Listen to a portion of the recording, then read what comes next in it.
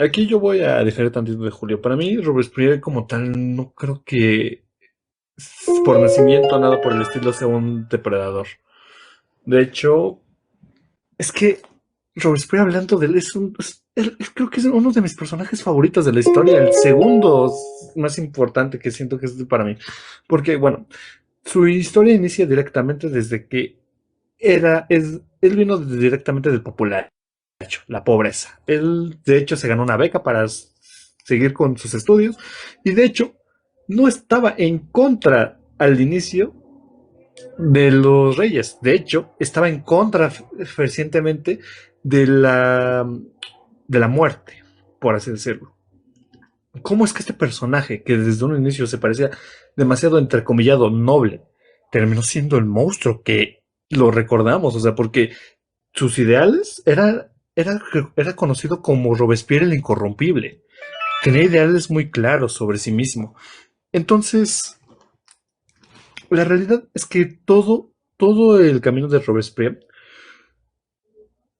va siendo una evolución constante de cómo es que actúa a su alrededor, cómo es que ve su gente, cómo es que de repente ve que el rey no es tan bueno al cerrarle directamente la puerta a ellos, en este caso cerrarle todo un salón y tuvieron que irse a un salón de pelota en donde tuvieron que hacer su propia conocimiento ante la nación, por así decirlo. Y cómo es que el terror causado a su alrededor se dio cuenta que era una herramienta única, inimaginable para el control de las masas. El problema es que no se dio cuenta que el terror al, sí es un control, pero un control desordenado de cierta manera, porque ¿qué pasa cuando empieza a hablar de más? ¿Qué pasa cuando Robespierre empieza a expresar de más sentimientos demasiado de opresión?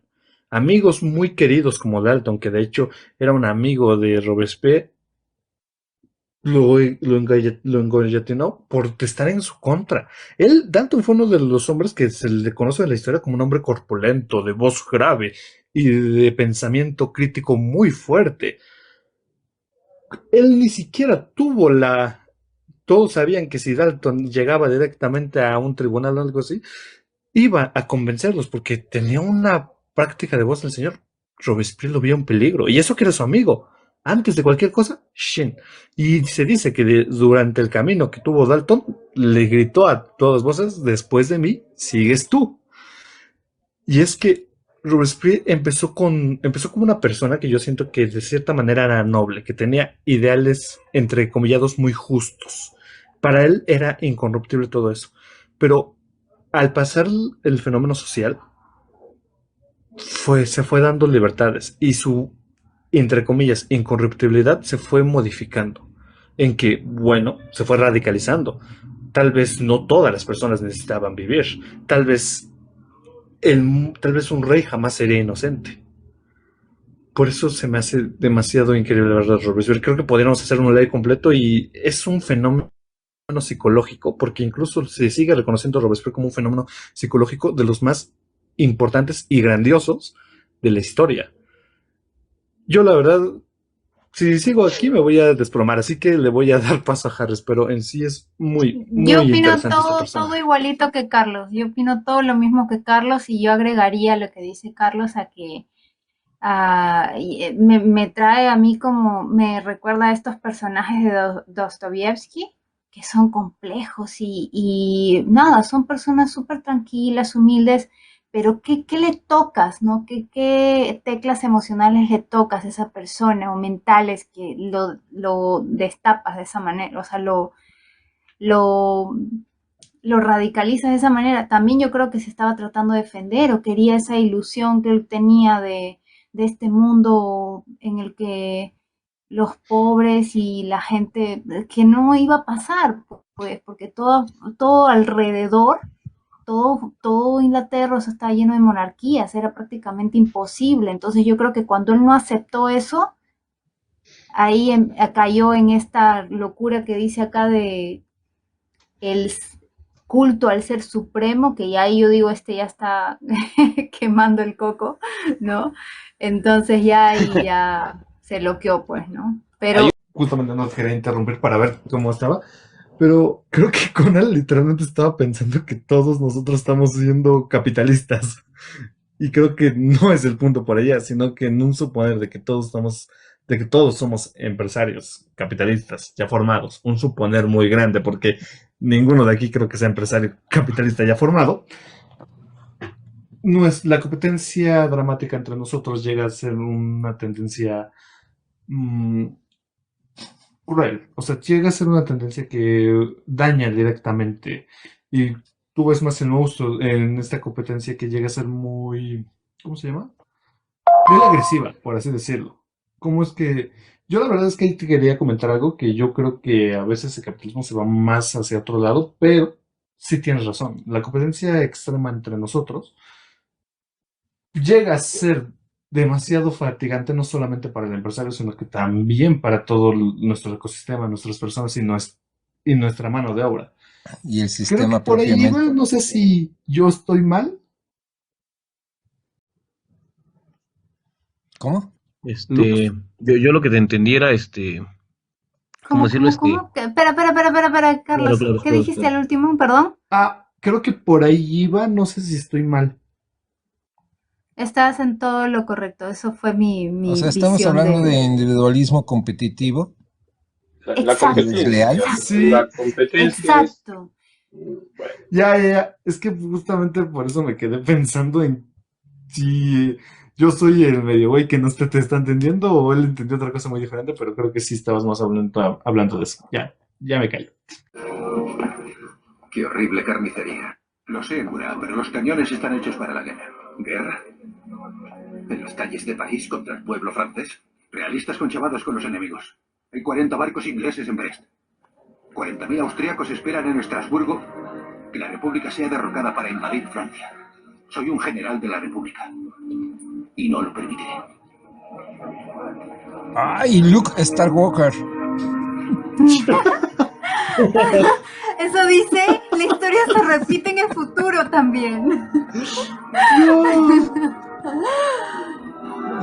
Oye, está muy buena esta miniserie, ¿ah? Tienen que verla, sobre todo los venezolanos y los cubanos. Ahí van a entender a su Fidel Castro.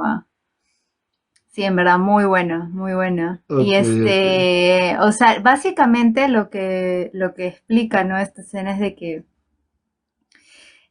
había gente que estaba conspirando, ¿me entiendes? Por eso mataron, ¿cómo crees que mataron a Marat? Marat, creo, el Morat. jovencillo La Morat, Ujú. ajá. Claro, o sea, porque están conspirando, ¿me entiendes?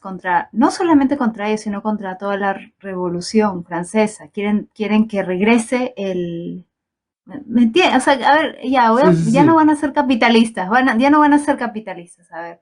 Néstor es el Luis XVI y Julio, Carlos y Harry, todos son Yo fui la guillotina. los reyes, son los reyes de los países vecinos. Acaban de ver cómo su primo pariente acaba de ser guillotinado, Néstor, con su Pues Por nos esposa. Lux. odiamos, Por pero nos Lux. ¿Ah? unimos.